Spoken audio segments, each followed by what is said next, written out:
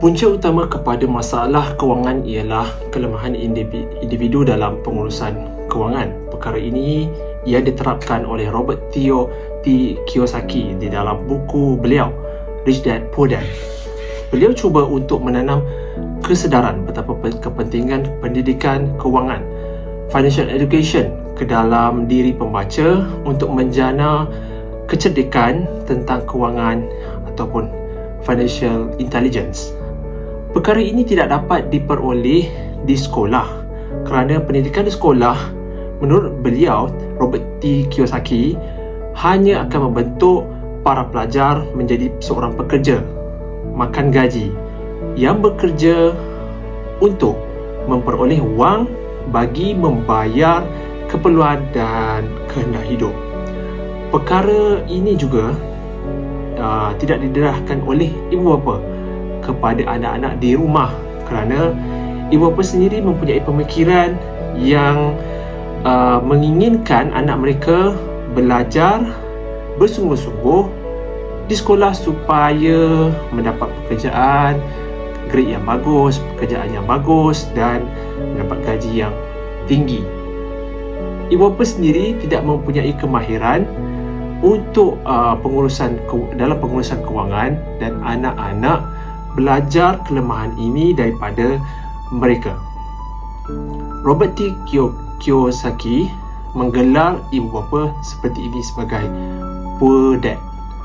Dan dalam buku itu lagi beliau menambah, menurut Robert, dia berpeluang mengenali ayah kepada seorang rakannya yang telah mengajar mereka berkenaan dengan satu ilmu dan bentuk pemikiran berbeza daripada poor dad.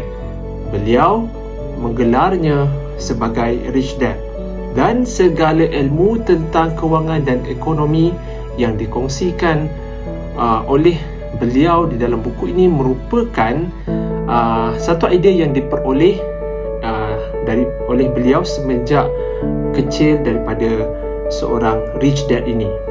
Dan beliau menambah lagi, pengajaran pertama yang sangat menarik perhatian beliau ialah orang kaya tidak bekerja untuk wang, tetapi wang sebenarnya yang bekerja untuk mereka. Hal ini memang sangat bertepatan dengan situasi global hari ini terutamanya. Masyarakat seluruh dunia rata-rata memangnya bekerja untuk mendapatkan wang, kemudian wang itu habis dibelanjakan dalam tempoh yang singkat dengan segala jenis pelbagai jenis cukai dan hutang, komitmen dan sebagainya, serta pembelian keperluan dan juga kehendak. Perkara ini menjadi kitaran hidup yang menyebabkan status kewangan seseorang ataupun sebuah keluarga tidak meningkat ke tahap yang lebih tinggi, di mana kita melihatkan saban tahun inflasi meningkat, masalah pengangguran dan sebagainya.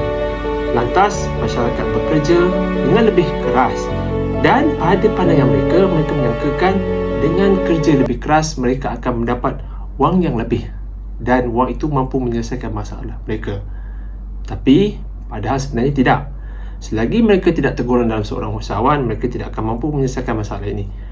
Malangnya, hal itu tidak pun berlaku. Menurut Robert, masyarakat sebenarnya tidak menyedari bahawa kurangnya pengetahuan tentang pengurusan kewangan merupakan punca kepada masalah yang saya sebutkan tadi. Punca utama bagi kemiskinan dan pergelutan kewangan ialah ketakutan dan kejahilan seseorang manusia.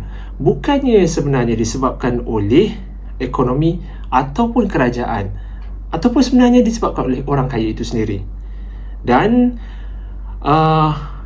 dia telah quote satu kata-kata, iaitu jangan biarkan wang yang menjalankan hidup anda.